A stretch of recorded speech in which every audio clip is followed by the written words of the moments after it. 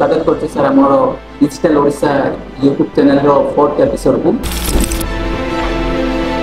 प्रथम है स्वास्थ्य, तापर शिक्षा एवं सचेतनता कार्यक्रम, ये तीन गोटी को आधार करी सेवा संस्थान तार सेवा संस्था ये याकू बीजेडी रो संगठन कहछि तो ये बीजेपी रो संगठन कहछि। ए राजनीतिक और दूरे अच्छी आमर सेवा संस्थान। देखो ईर्षा करिवार अनेक लोक अच्छा से माने ईर्षा करिवे में निजर रोजगार रु किछि टंका आमे संचय करिवा एवं सेही टंकार ही आमे लोक मानकु सेवा दबा। आमर सेवा संस्थान केवल कॉमन मैन हिसाब रे कार्य करुछि।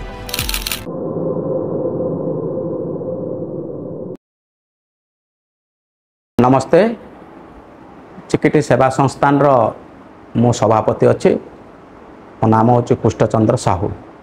आमर चिकिटी सेवा संस्थान रो मुख्य सभापति कृष्णचंद्र साहू स्वागत करते सर आम डिजिटल ओडिशा यूट्यूब चैनल रो 4th एपिसोड को। तो आपन जो सेवा संस्थान आरंभ होइतिला केबे आरंभ होइतिला और काहे के आरंभ होइतिला सर? हम आपन परिचयटा सर फास्ट प्रथमे आपन परिचयटा दे देंतु।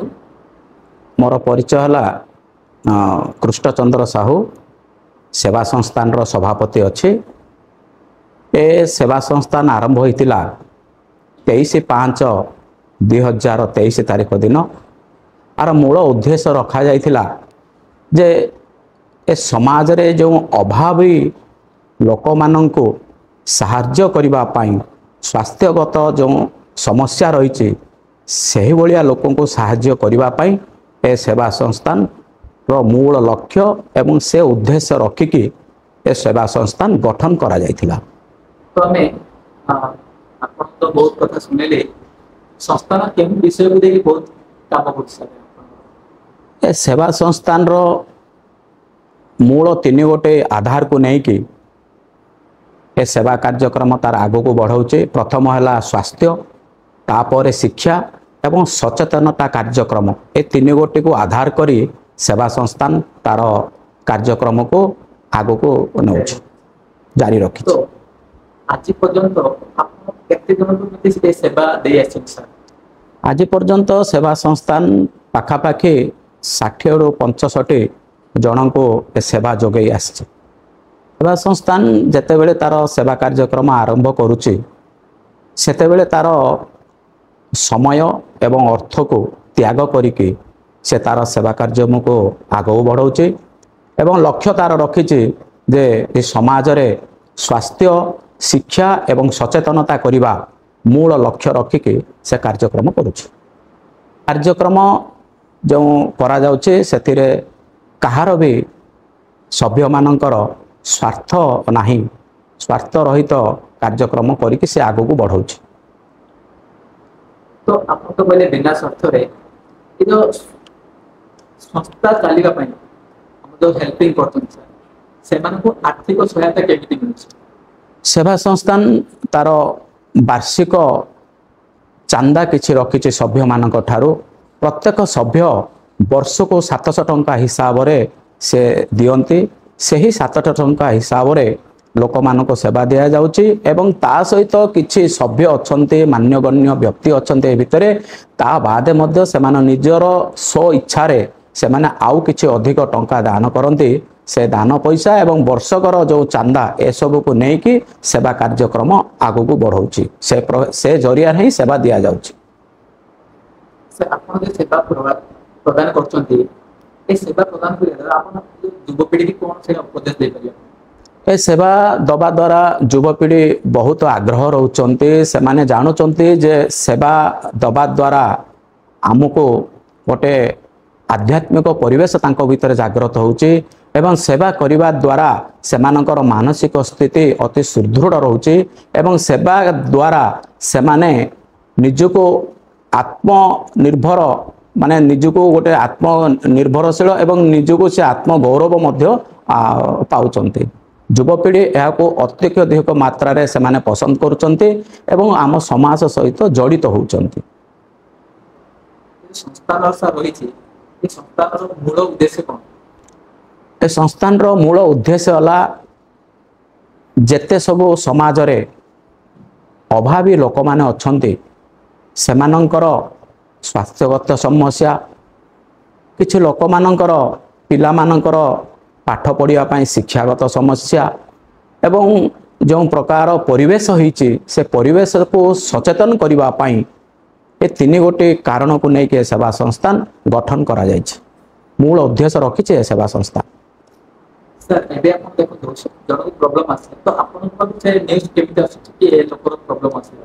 ତ ଯେତେବେଳେ ଆମ ପାଖକୁ ଗୋଟେ ଲୋକଙ୍କର ଯଦି ଅସୁବିଧା ହୁଏ ତ ସେମାନେ ଆମକୁ ଫୋନ୍ ମାଧ୍ୟମରେ ଜଣାନ୍ତି, ନଚେତ ଆମକୁ ଆମେ ମିଡ଼ିଆ ମାଧ୍ୟମରେ ମଧ୍ୟ ପେପର ମାଧ୍ୟମରେ ମଧ୍ୟ ଆମେ ଶୁଣିଲା ପରେ ଆମେ ତ୍ୱରାନ୍ୱିତ ଭାବେ ଆମେ କିଛି ଦିନ ପରେ ଆମେ ତାଙ୍କୁ ସେବା ଯୋଗାଉଛୁ।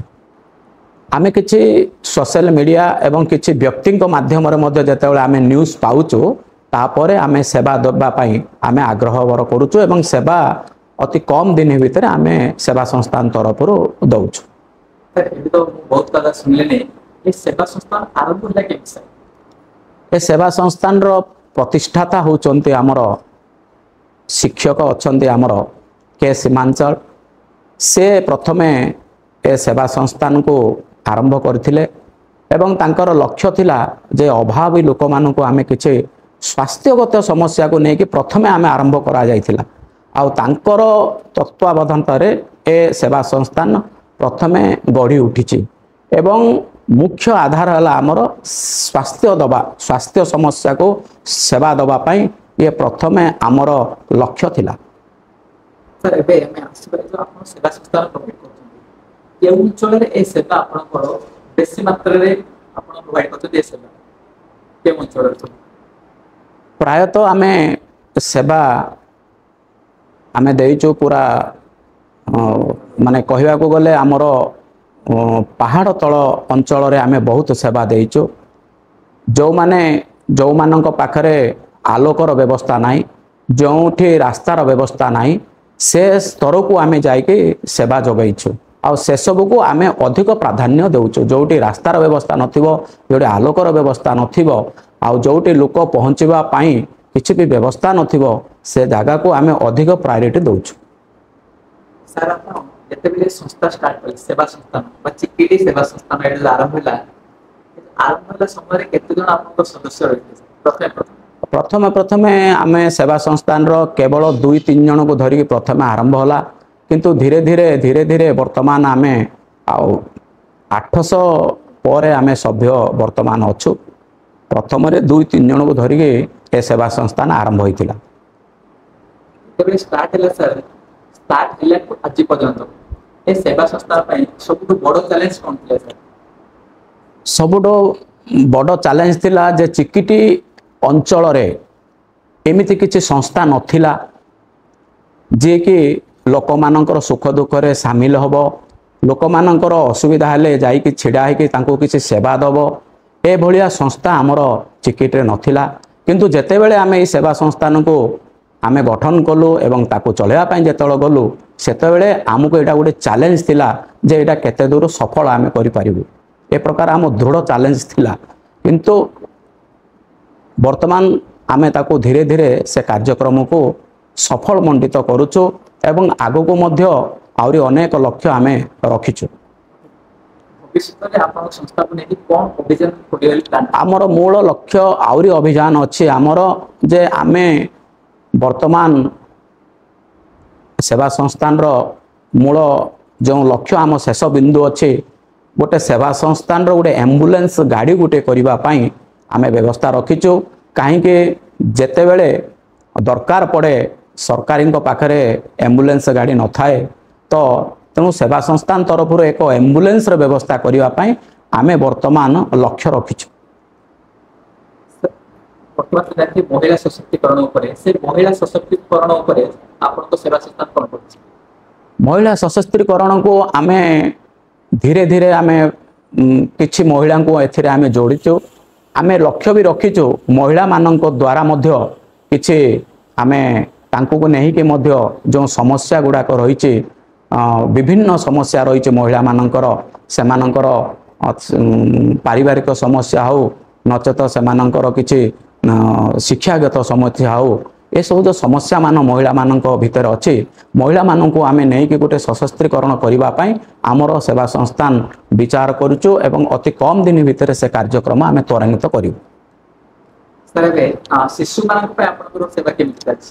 ଶିଶୁମାନଙ୍କର ଦେଖନ୍ତୁ ଯେତେବେଳେ ଆମେ ଜାଣୁଛୁ ଗୋଟେ ଶିଶୁଙ୍କର କେହି ନାହାନ୍ତି, ବାପା ନାହାନ୍ତି, ମା ନାହାନ୍ତି, ଶିଶୁଟି ପାଠ ପଢ଼ିବା ପାଇଁ ବା ତାର ସ୍ୱାସ୍ଥ୍ୟଗତ ସମସ୍ୟା ରହୁଛି ଆମେ ଅନେକ ଶିଶୁମାନଙ୍କୁ କିଛି ଆମେ ଖାତା ବହିର ବ୍ୟବସ୍ଥା କରିଛୁ ଏବଂ ସେମାନଙ୍କୁ କିଛି ମାସକୁ କିଛି ଟଙ୍କା ଦେଲା ଭଳିଆ ବ୍ୟବସ୍ଥା ବି ଆମେ କରିଛୁ ଆଉ ଅଧିକରୁ ଅଧିକ ଆମେ ଶିଶୁମାନଙ୍କୁ ଅଧିକ ଗୁରୁତ୍ୱ ରଖିଛୁ ଆମ ସେବା ସଂସ୍ଥାନରେ। ସାର୍ ଏବେ ଆପଣ ଜାଣିଛନ୍ତି ଗଭର୍ଣ୍ଣମେଣ୍ଟର ବହୁତ ଗୁଡ଼ାଏ ଯୋଜନା ଅଛି। ଗଭର୍ଣ୍ଣମେଣ୍ଟର ଆମର ଓଡ଼ିଶା ଗଭର୍ଣ୍ଣମେଣ୍ଟର ବହୁତ ଗୁଡ଼ାଏ ଯୋଜନା ଅଛି। ତ ଯେଉଁମାନେ ଜାଣିପାରୁନାହାନ୍ତି ସେମାନଙ୍କ ପାଇଁ ଆପଣ କ'ଣ କରୁଛନ୍ତି ସାର୍? ସରକାରର ଅନେକ ଯୋଜନା ଅଛି କିନ୍ତୁ ସେ ଯୋଜନାକୁ ଆମର ଲୋକମାନେ ଜାଣିପାରନ୍ତି ନାହିଁ। ସେ ସମୟରେ ବିପଦର ବନ୍ଧୁ ହିସାବରେ ଆମର ସେବା ସଂସ୍ଥାନ ତାଙ୍କ ପାଖରେ ଛିଡ଼ା ହୋଇ ସରକାରର ଯାହା ଯାହା ଯୋଜନା ଅଛି ସେ ଯୋଜନାକୁ ସେମାନଙ୍କୁ ଆମେ ସାଫଲ୍ୟ କରିବା ପାଇଁ ଆମେ ସେବା ସଂସ୍ଥାନ ତାଙ୍କ ପଛରେ ଆମେ ଛିଡ଼ା ହେଇକି ଆଉ ତାଙ୍କର କାର୍ଯ୍ୟକ୍ରମକୁ ତ୍ୱରାନ୍ୱିତ କରୁଛୁ। ଏବେ ଟିକେ ଆସିବେ ଆମର ସେବା ଆଉ ସଂସ୍ଥାନ। ସେବା ଆଉ ସଂସ୍ଥାନ ଦେଖିବେ ଟିକେ ଡିଫରେନ୍ସ ଅଛି। ଏ ଦୁଇଟା ଭିତରେ ପାର୍ଥକ୍ୟ କ'ଣ ରହିଛି ସାର୍? ସେବା ମାନେ ଜଣକୁ ସାହାଯ୍ୟ କରିବାକୁ ସେବା କୁହାଯାଏ ଏବଂ ସଂସ୍ଥାନ ମାନେ ଆମେ ସମସ୍ତ ମିଳିମିଶିକି ଯେଉଁ କାର୍ଯ୍ୟଟି ଆମେ କରିବା ତାକୁ ସଂସ୍ଥାନ କୁହାଯାଏ।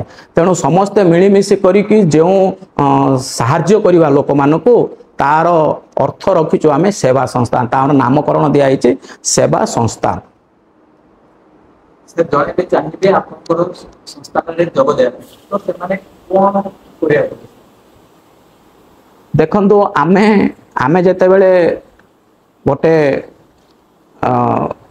ଯୁବକ ଯେତେବେଳେ ବା ଯେକୌଣସି ଲୋକ ଆମର ସଂସ୍ଥାନରେ ଜଏନ୍ ହେବାକୁ ଚାହୁଁଛନ୍ତି ସେମାନେ ଆମର ସେବା ସଂସ୍ଥାନ ସହିତ ସେମାନେ ଜଡ଼ିତ ହେବାକୁ ଚାହୁଁଛନ୍ତି ତ ସେମାନେ ପ୍ରଥମେ ଆମ ବିଷୟରେ ଜାଣିବାକୁ ସେମାନେ ଆଗ୍ରହ ପ୍ରକାଶ କରୁଛନ୍ତି ଏବଂ ଯେଉଁମାନେ ଜାଣୁଛନ୍ତି ଯେ ସେବା ସଂସ୍ଥାନ ପ୍ରକୃତରେ ଠିକ୍ କାମ କରୁଛି ଏବଂ ସେବା ସଂସ୍ଥାନ ମାନବ ସମାଜ ପାଇଁ ଗୋଟିଏ ପ୍ରେରଣାଦାୟକ ହୋଇ ଛିଡ଼ା ହେଉଛି ଏବଂ ବିପଦର ବନ୍ଧୁ ହିସାବରେ ଛିଡ଼ା ହେଉଛି ଯେତେବେଳେ ସେ ଜାଣନ୍ତି ସେତେବେଳେ ସେ ଆମର ସେବା ସଂସ୍ଥାନ ସହିତ ସେ ଯୋଗାଯୋଗ କରନ୍ତି ଏବଂ କିଛି କମ୍ ସମୟ ଭିତରେ ସେ ଆମର ସେବା ସଂସ୍ଥାନ ସହିତ ଜଡ଼ିତ ହୋଇ ଏକ ସଭ୍ୟର ତାଲିକାରେ ସେ ଆମ ସହିତ ଜଡ଼ିତ ହୋଇଯାଉଛନ୍ତି। ତ ଆପଣ କହିଲେ ସାର୍ ଏଥିରେ କୋଉ ପ୍ରକାର ଲୋକଙ୍କ ପାଇଁ ଆପଣଙ୍କର ଏଇ ଯୋଉ ସେବା ସଂସ୍ଥାନରେ ଏଡ୍ ହେଇପାରିବେ ସାର୍? ସେବା ସଂସ୍ଥାନରେ ସବୁ ପ୍ରକାରର ଲୋକ ପାଇଁ ଆମେ ସେମିତି କିଛି ଆମେ ରୁଲ୍ ରେଗୁଲେସନ୍ ରଖିନୁ। ଯେଉଁମାନେ ସେବା ଦେଇପାରିବେ ସବୁ ପ୍ରକାର ଲୋକମାନେ ଏହି ସେବା ସଂସ୍ଥାନରେ ସଭ୍ୟ ହୋଇ ରହିପାରିବେ। ଏବେ ଆମେ ଦେଖିବା ସାର୍ ଆପଣ ତ ଜାଣିଥିବେ ବହୁତ ଗୁଡ଼ାଏ ରୁରାଲ ଆଉ ଅର୍ବାନ ଗ୍ରାମ୍ୟ ଆଉ ସହର ଉପରେ ସବୁଠୁ ଅଧିକ ଆପଣଙ୍କର ସେବା କୋଉଠାରେ ଆପଣ ଦେଇଛନ୍ତି ସାର୍?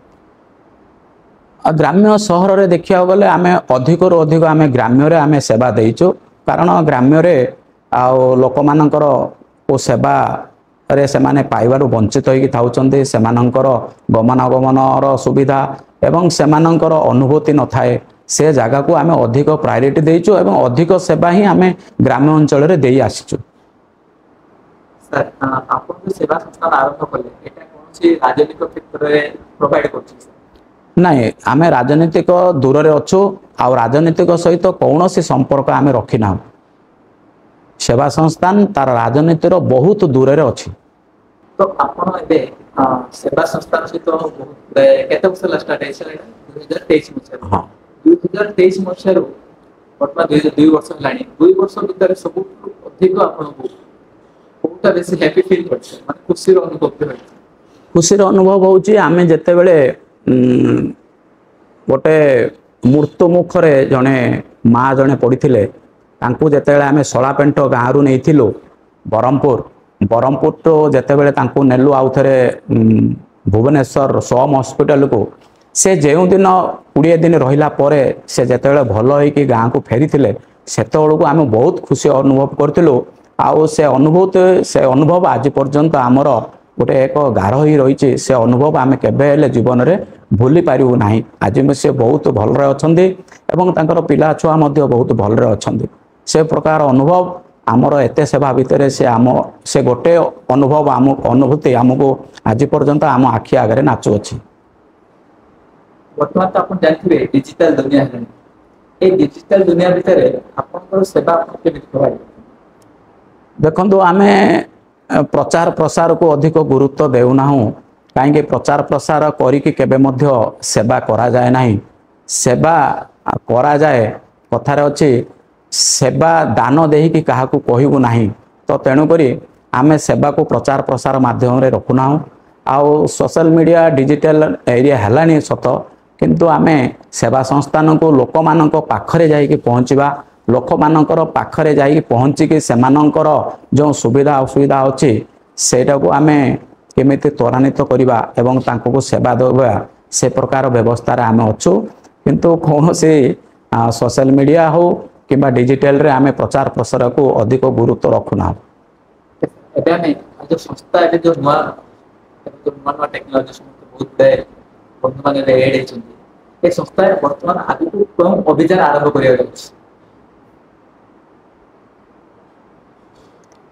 संस्था तार बहुत एबे तो आमर 2 वर्ष है सेवा संस्थान चली प्रथमे 3-4 जन को आरंभ करी वर्तमान 800 प्लस है आमर संख्या पाखापाखि आम 10,000 ए सभ्य को सामिल करूँ एवं वर्तमान एबे सीमित हो जाइए गंजाम डिस्ट्रिक्ट भितर आमर सीमित अच्छी सेवा आपको धीरे धीरे धीरे धीरे आम गोटे गोटे जिला सारा ओडिशा रे मध्य आम सेवा दवाई ए प्रकार लक्ष्य आम रखीचु। सेवा संस्थान रही सर ए सेवा संस्थान श्रमिक कौन शिक्षा आवश्यक हाँ निश्चय सेवा संस्थान आज कहवा गले शिक्षा नथिले तो आज दुनिया रे मनीष बंची पारिबो नाही तेणुक सेवा संस्थान तार प्रथम से स्वास्थ्य रखी तापर से शिक्षा को मध्य अधिक गुरुत्व देइछि अनेक स्कूल कार्यक्रम एवं पिला मानकर बही खाताटू आरंभ करी एवं श्रमिक अशिक्षित युवक युवक मानक मध्य ए सेवा संस्थान शिक्षा क्षेत्र में मध्य सेमानंको अधिक गुरुत्व दे आसुछि।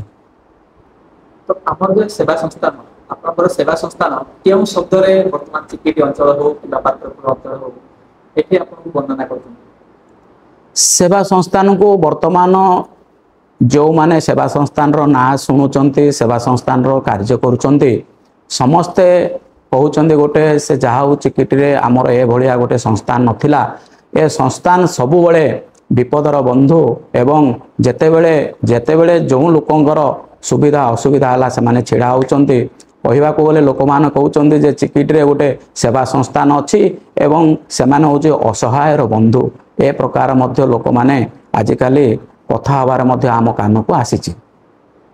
तो सुनिथिबे सेवा संस्थान को बहुत जन ईर्षा मध्य करथुन से ईर्षा के कोन कारण बोली आपन भाबुचन सर देखो ईर्षा करिवार अनेक लोक अच्छे से माने ईर्षा करिवे किंतु आमर सेवा संस्थान रो जेते सबु सभ्य अच्छु आमे सबुबले भगवान विश्वासी अच्छु आउ मनीष जहा आमको निंदा करे प्रशंसा करे आमे ताको अधिक गुरुत्व देउना केवल आमे भगवान विश्वास अच्छु भगवान जदि आमको जदि सम्मानित करिवे सेतिके आम पय यथेष्ट मनुष्य तो ईर्षा करिवे तेणुक ईर्षा आम पय गोटे कहवा गले से आम पय गोटे शुभकांक्षी से जोगु ए सेवा संस्थान धीरे धीरे गोटे पर गोटे सफलता करि चलुची तेणुक ईर्षा को आम दिने मध्य केबे आम मन भीतर को नहींनु आ ईर्षा पय आमर ए कार्यक्रम केबे मध्य बंद रखिना आमर धीरे धीरे धीरे धीरे कार्यक्रम चालू रही आगु मध्य चाली रहिबो। सर हमें अभी ब्लड डोनेशन कथा चिंता करिए आपन संस्था प्रति मासरे केते थर ब्लड डोनेशन करछ ब्लड डोनेशन कहवा गले प्रति मासरे आमर पाखापाखि 10 रु 15 ब्लड आमे प्रत्येक लोक मान को डोनेशन दौचु एवं आमे कैंप मध्य आमे प्रत्येक 3 मास थरे गोटे गोटे कैंप कलुणु एतळु आमे 3टा खंडे कैंप करि सालुनु ब्लड कैंप गोटे थर आमर 145 हेतिला तापरे आमे करथिलो 60टा करथिलो यूनिट एबे वर्तमान अति कम दिन भीतर आमे मध्य 50 खंडे ब्लड आमे यूनिट संग्रह करिथिलु। तो सर आपण तो बहुत बड़े योजना बहुत बड़ा हमें डिस्कशन कले आपनकर सेवा संस्थान गवर्नमेंट ऊपर किसी आशा रखी कि सर? ନାଇଁ ଗଭର୍ଣ୍ଣମେଣ୍ଟ ଉପରେ କିଛି ଆମେ ଆଶା ରଖିନାହୁଁ ଏବଂ ସରକାରୀ ପ୍ରଥମେ ଯେତେବେଳେ ଆମେ ସେବା ସଂସ୍ଥାନ ଯେତେବେଳେ ଗଠନ କଲୁ ସେତେବେଳେ ଆମେ ଦୁଇ ଗୋଟି ବିଷୟବସ୍ତୁକୁ ଆମେ ନେଇଥିଲୁ। ପ୍ରଥମଟି ହେଲା ଆମେ ନିଜର ରୋଜଗାରରୁ କିଛି ଟଙ୍କା ଆମେ ସଞ୍ଚୟ କରିବା ଏବଂ ସେହି ଟଙ୍କାରେ ହିଁ ଆମେ ଲୋକମାନଙ୍କୁ ସେବା ଦେବା। ଏ ପ୍ରକାର ଭାବ ରଖିକି ଏ ପ୍ରକାର ଆମେ ଚୁକ୍ତିନାମା ମଧ୍ୟ କରିଛୁ ଯେ ଦିନେ ମଧ୍ୟ କେବେ ସରକାରୀ ସହାୟତା ଆମେ ଲୋଡ଼ିବା ନାହିଁ କି ସହାୟତା ମଧ୍ୟ ଆଣିବା ନାହିଁ। ଏ ପ୍ରକାର ଆମେ ନିଷ୍ପତ୍ତି କରିଥିଲୁ। ଏବଂ ଦ୍ୱିତୀୟଟି ହେଲା ଯେ ଆମେ ଏ ଦୁନିଆରେ ଯେତେ ସବୁ ଲୋକମାନେ ଅଛନ୍ତି ସମସ୍ତେ ଆମକୁ ଭଲ ପାଇବେ ଆଉ ଆମେ ସମସ୍ତଙ୍କୁ ଭଲ ପାଇବା, ଏ ପ୍ରକାର ଦୁଇ ଗୋଟି ଲକ୍ଷ୍ୟ ନେଇକି ଏ ସେବା ସଂସ୍ଥାନର କାର୍ଯ୍ୟକ୍ରମକୁ ଆମେ ତ୍ୱରାନ୍ୱିତ କରିଚାଲୁଛୁ। ଆଉ ସେ ପ୍ରକାର ନିଷ୍ପତ୍ତି ଏଇ ଦୁଇ ଗୋଟି ନିଷ୍ପତ୍ତିକି ନେଇକି ଆମେ ସେବା ସଂସ୍ଥାନର କାର୍ଯ୍ୟକ୍ରମ କରି ଆସୁଅଛୁ। सर आप तो जानते जड़े चाहिए केवल ये सेवा संस्था चलो ना, तो आप केमिटी एडा को पूरा मैनेज करछन्ते? आमर व्हाट्सएप ग्रुप अच्छे सेवा संस्थान चिकिटी बोली गोटे ग्रुप अच्छे। से ग्रुप रे सबु बेले आमर मेसेज आदान प्रदान हुए एवं जेतेबेले जो एरिया रे आमको किछि असहाय लोक मानकर किछि साहाय्य पाई किछिटा भी आमर सभ्य माननको जदि मेसेज आसे से सांगे सांगे आमर व्हाट्सएप ग्रुप रे पठाए एवं सेतेबेले आमे से समय रे ही आमे 2-3 दिन पर गोटे बैठक करूँ और से बैठक रे आमे एकत्रित होई जो जो विषय वस्तु उपर आमको आसी से विषय वस्तु को लेकिन आम त्वरान्वित 2-3 दिन भितर सार कार्यक्रम करुचु। एटा तो केवल जनकर हो पार ना, तेणुक आम समस्ते मिलमिशि ए ग्रुप माध्यम समस्ते मिलमिशि प्रत्येक कार्यक्रम को आम कर आसु। तो आम आप तो बहुत कथा कहले सर सेवा संस्थान बर्तमान आप जो सेवा संस्थान अच्छी के नूतन उद्यम ग्रहण कर सर? बर्तमान आमर नूतन निर्माण होची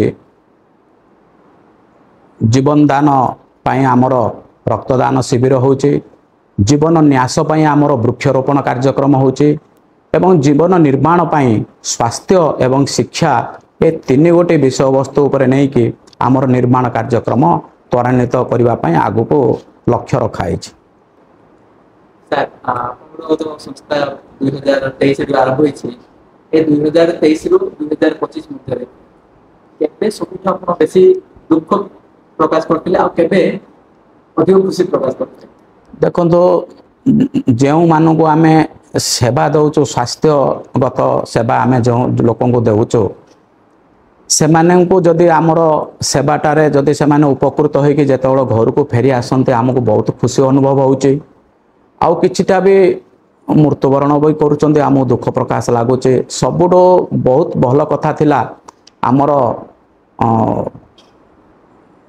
आमर तुम्बा एरिया भितरे गोटे लोक माने रोथुले जोड़ा कि 7 पहाड़ तले रोथुले सेमानंकर घर द्वार किछि नथिला सेमानंकु आमे 7टी पहाड़ डियाई कि आमे रोड साइड को आमे आनिथिलु एवं सेठी आमे तांको को आमर काठ एवं टीण एमिति माध्यम आमे तांको जोगाई कि जो दिन से घर तैयार करी रहिथिले से दिन आमर आमको बहुत खुशी अनुभव होता।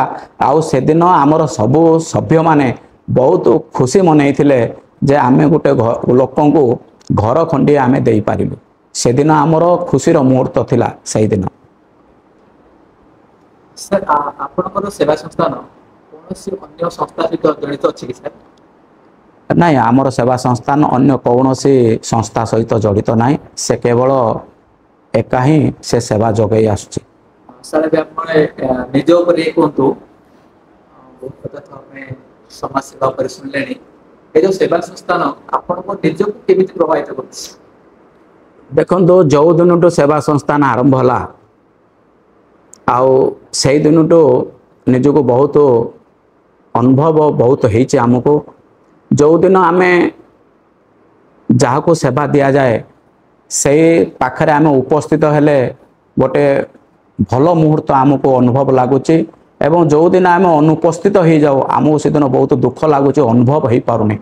देखिया गले 2 वर्ष भितर आमको बहुत अनुभव होइछि, खास मते बहुत अनुभव होइछि एवं मोर जीवन शैली भितर बहुत परिवर्तन भी होइछि ଏବଂ ନିଜକୁ ବହୁତ ଶାନ୍ତ ବି ଲାଗୁଛି ଏବଂ ନିଜକୁ ଭାବୁଛୁ ଯେ ଆମେ ଏ ମାନବ ସମାଜ ପାଇଁ କିଛି କରୁଛୁ ଏବଂ ଭଗବାନ ଯେଉଁ ଜନ୍ମ ଦେଇଛନ୍ତି ଆମକୁ ଯେ ମାନବ ସେବା ମାଧବ ସେବା ଏ ଯେଉଁ ନାଁରେ ଆମେ ଏ ସେବା ସଂସ୍ଥାନଟି ଗଠନ ହେଇଛି ତାର ମୁଖ୍ୟ ଆଧାର ହେଲା ଯେ ମାନବକୁ ଯଦି ସେବା ଦେବା ତାହା ମାଧବ ସହିତ ସମାନ ଏ ବାକ୍ୟକୁ ନେଇକି ଯେତେବେଳେ ଆମେ ଏ କାର୍ଯ୍ୟକ୍ରମଟି ଆରମ୍ଭ କରିଛୁ ସେଇ ଦିନଠାରୁ ଆଜି ପର୍ଯ୍ୟନ୍ତ ଆମର ମୋତେ ତ ହେଇଛି ବହୁତ ଅନୁଭବ ହେଇଛି ଆମର ସଭ୍ୟମାନଙ୍କୁ ମଧ୍ୟ ବହୁତ ଅନୁଭବ ହେଇଛି ଆଉ ସବୁ ସଭ୍ୟମାନେ ବହୁତ ଆନନ୍ଦିତରେ ଅଛନ୍ତି ଏବଂ ନିଜକୁ ସେମାନେ ବହୁତ ଗର୍ବ ବି ଅନୁଭବ କରୁଛନ୍ତି ଯେ ଆମେ ଯାହା ହଉ ଆମର ଏ ସେବା ସଂସ୍ଥାନ ମାଧ୍ୟମରେ ଆମେ କିଛି କିଛି ଲୋକଙ୍କୁ ସେବା ଦେଇପାରିଲୁ ଏ ସେବା କେବଳ ମାଧବ ସେବା ନାଁରେ ଆମେ ତାକୁ ପରିଣତ କରିଛୁ ଏବଂ ଆମର ଆମେ ମଧ୍ୟ ଗୋଟେ ସଂଜ୍ଞା ଦେଇଛୁ ନାଁ ବି ଦେଇଛୁ ଯେ ସେବା ସଂସ୍ଥାନ ଚିକିଟି ଏବଂ ତଳେ ଲେଖୁଛୁ ଆମେ ମାନବ ସେବା ମାଧବ ସେବା ଏଭଳିଆ ବ୍ୟବସ୍ଥାରେ ଆମେ ଏ କାର୍ଯ୍ୟକ୍ରମ କରିଛୁ ଆଉ ଯେଉଁ ଦିନଠୁ ଏ କାର୍ଯ୍ୟକ୍ରମ ଆରମ୍ଭ କରିଛୁ ସେହି ଦିନଠୁ ଖାସ କରି ମୋତେ ବହୁତ ଅନୁଭବ ହେଇଛି ମୁଁ ବହୁତ ଖୁସି ଅନୁଭବ କରିଛି ଏବଂ ଆହୁରି ଅନେକ ବାଟ ଆମେ ଆଗକୁ ଯିବାକୁ ଅଛି ଅନେକ ସ୍ୱପ୍ନ ଆମେ ଦେଖିଛୁ ଯେ ଆହୁରି କେମିତି ଆମେ ସେବା ଦେଇପାରିବା ଲୋକଙ୍କ ସହିତ ଆମେ କେମିତି ସମ୍ପର୍କ ରଖିବା ଅସହାୟ ଲୋକମାନଙ୍କୁ କେମିତି ଆମେ ସାମିଲ ଅସହାୟ ଲୋକଙ୍କୁ ଆମେ କେମିତି ଅଧିକ ଆମେ ସାହାଯ୍ୟ କରିବା ଶୀତ ଦିନରେ ଆମେ କମଳ ବଣ୍ଟନ କରୁଛୁ ଏବଂ ବହୁତ ଜାଗାକୁ ଆମେ ଯାଉଛୁ ଲୋକମାନଙ୍କର ବହୁତ ଅସୁବିଧା ଆମେ ନିଜେ ଦେଖୁଛୁ ସେମାନଙ୍କୁ କିଛି ନା କିଛି ଆମେ ସାହାଯ୍ୟ କରିବା ଏ ପ୍ରକାର ଭାବ ଆମ ଭିତରେ ଜାଗ୍ରତ ହେଉଛି ତେଣୁକରି ସେବା ସଂସ୍ଥାନ ଗଠନ ହେବା ଦିନଠୁ ଆଜି ପର୍ଯ୍ୟନ୍ତ ଆମେ ଖାସ କରି ମୁଁ ଏବଂ ମୋର ଟିମ୍ ବହୁତ ଭଲରେ ଅଛନ୍ତି ସମସ୍ତେ ବହୁତ ଭଲ ଅନୁଭବ କରୁଛନ୍ତି ସାର୍ ଆମେ ନେକ୍ସଟ କ୍ୱେଶ୍ଚନ ଆସିବା ଗୋଟେ ନୂଆ ଯୁବପିଢ଼ି ଆସିଲେ ସାର୍ ଏ ନୂଆ ଯୁବପିଢ଼ିକି ଆପଣଙ୍କ ସମାଜ ସେବା ଉପରେ ଉପଦେଶ ଦେବାର ଅଛି ତ କ'ଣ ଆପଣ ସେଠି ଆପଣ କହିଲେ ସମାଜ ସେବା ଉପରେ ଦେଖନ୍ତୁ ଆମେ ଯୁବପିଢ଼ିକି ଯେତେବେଳେ ଆମେ ସେବା ସଂସ୍ଥାନ ବିଷୟରେ କହିବାକୁ ଯାଉଛୁ ଆମେ କିଛି ଆଧ୍ୟାତ୍ମିକ ସେମାନଙ୍କୁ ପ୍ରବଚନ ଆମେ କିଛି ଶୁଣାନ୍ତୁ କହିବାକୁ ଗଲେ ଭଗବାନ ଆମକୁ ଜନ୍ମ ଦେଇଛନ୍ତି କେବଳ ଶାରୀରିକ ସମ୍ପର୍କରେ ଶରୀର ମାଧ୍ୟମରେ ଯେତିକି ଲୋକ ଅଛନ୍ତି ସେମାନଙ୍କୁ ସେବା ଦେଲେ ହେବ ନାହିଁ ଭଗବାନ ଯେଉଁ ଦେଇଛନ୍ତି ଜନ୍ମ ଦେଇଛନ୍ତି ପଶୁ ପକ୍ଷୀ କୀଟ ପତଙ୍ଗଠୁ ଆରମ୍ଭ କରିକି ଏ ମାନବ ସମାଜକୁ ସମସ୍ତଙ୍କୁ ସେବା କରିବା ପାଇଁ ସମସ୍ତଙ୍କର ସାହାଯ୍ୟ କରିବା ପାଇଁ ଏ ପ୍ରକାର ବ୍ୟବସ୍ଥା ନେଇକି ଆମକୁ ଭଗବାନ ଜନ୍ମ ଦେଇଛନ୍ତି ତେଣୁକରି ଯୁବ ସମାଜକୁ ଆମେ ଏ ବାର୍ତ୍ତା ଦେଉଛୁ ଯେ କେବଳ ବାପା ମା ଭାଇ ବନ୍ଧୁ ଏତିକିରେ ଆମେ ସୀମିତ ହେବାନି ଭଗବାନ ଅନ୍ୟ କିଛି ଲୋକମାନଙ୍କୁ ମଧ୍ୟ ଜନ୍ମ ଦେଇଛନ୍ତି ସେମାନଙ୍କୁ ମଧ୍ୟ ସେବା କରିବାକୁ ଆମେ ବାଧ୍ୟ ସେଥିପାଇଁ ଆମକୁ ମାନବ ଜନ୍ମ ଆମକୁ ସେଥିପାଇଁ ଭଗବାନ ଦେଇଛନ୍ତି ଏ ପ୍ରକାର କିଛି ନୀତିବାଣୀ ଆମେ ଯୁବକ ସମାଜକୁ ଦେଉଛୁ ଯଦ୍ୱାରା କି ସେମାନେ ଏ ବାକ୍ୟ ଆଉ କିଛି ଆଧ୍ୟାତ୍ମିକ ପ୍ରବଚନ ମାଧ୍ୟମରେ ଏବଂ ସେମାନଙ୍କୁ ଆମେ ଆକୃଷ୍ଟ କରୁଛୁ ଏବଂ ସମାଜରେ ସେବା କରିବା ପରେ ଆମକୁ ମଧ୍ୟ ଯଦି ଆମେ ଜଣକୁ ସେବା ଦେଇଥିବା ଆମକୁ ମଧ୍ୟ ଭଗବାନ ସେବା ଦେବେ ଏ ପ୍ରକାର ମତଲବ ଏ ପ୍ରକାର ଟିପ୍ପଣୀ ଆମେ ଯୁବ ସମାଜଙ୍କ ମାଧ୍ୟମରେ ଆମେ ଦେଇଥାଉ ତେଣୁକରି ଯୁବ ସମାଜ ବହୁତ ମାତ୍ରାରେ ଆକୃଷ୍ଟ ହୋଇ ଆଜି 2-3 ଜଣରୁ 840 ଖଣ୍ଡେ ଆମକୁ ସଭ୍ୟ ସଂଗ୍ରହ ହୋଇଛନ୍ତି ଆଉ ସେଥିରୁ ପାଖାପାଖି 70% ହେଉଛନ୍ତି ଆମର ଯୁବ ସମାଜ ସାର୍ ଆପଣଙ୍କର ସେବା ସଂସ୍ଥାନକୁ କିଏ ୟାକୁ ବିଜେଡିର ସଂଗଠନ କହୁଛି ତ କିଏ ବିଜେପିର ସଂଗଠନ କହୁଛି ତ ଏଥିମଧ୍ୟରେ ଆପଣଙ୍କର କ'ଣ ରାଜନୈତିକ ଉଦ୍ଦେଶ୍ୟ ରହିଛି କି ସାର୍ ହଁ ଭଲ ପ୍ରଶ୍ନ ଏଇଟା ଆମେ ବି ଶୁଣୁଛୁ ଆମ ପାଖକୁ ମଧ୍ୟ ଏ ପ୍ରକାର ପ୍ରଶ୍ନ ଆସୁଛି ମୁଁ ଆଗରୁ ଆପଣଙ୍କୁ କହିଛି ଏ ରାଜନୈତିକର ଦୂରରେ ଅଛି ଆମର ସେବା ସଂସ୍ଥାନ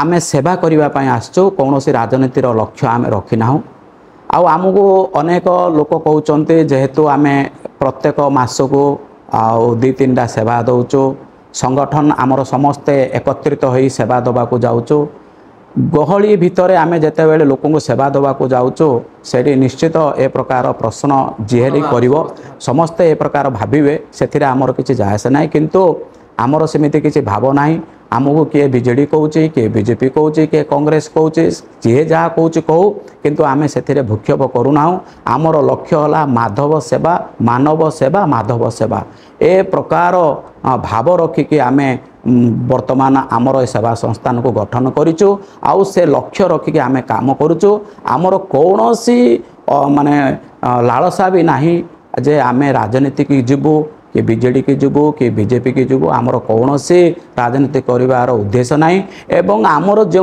800 पर आमर सभ्य अच्छा से माने कौन सी राजनीतिक दलर कौन सी पद पदवी नहांती आउ आमे यह भी निष्पत्ति करिचु जो माने कौन सी राजनीतिक दलर पद पदवी थिबा लोक माननकु एथिरे आमे शामिल करूना जेतेबेले आमे राजनीतिक दलर कौन से लोक को आमे सामिल करूना ताहले आमे राजनीति केमिति करिवु राजनीति आमर लक्ष्य आसिला कौटु तेणुक यहाँ भूल धारणा यहाँ भ्रांत धारणा यहाँ आमर ए सेवा संस्थान को किछि लोक अन्य दिगरे देखुंट किंतु मु आपणक माध्यम आपण को जन देवाक चाहूँगी एवं ए समाज को जन देवाक चाहूँगी आमर कौन सी राजनीतिक उद्देश्य नहीं आमर सेवा संस्थान केवल कॉमन मैन हिसाब से कार्य करुछि समस्त साथी रे आमर जेते राजनीतिक दल अच्छा समस्त सहित आमर भल पाइबा अच्छी एवं आमर मूल मंत्र मु आपन को आगु कही जे आमे समस्त को भल पाइबा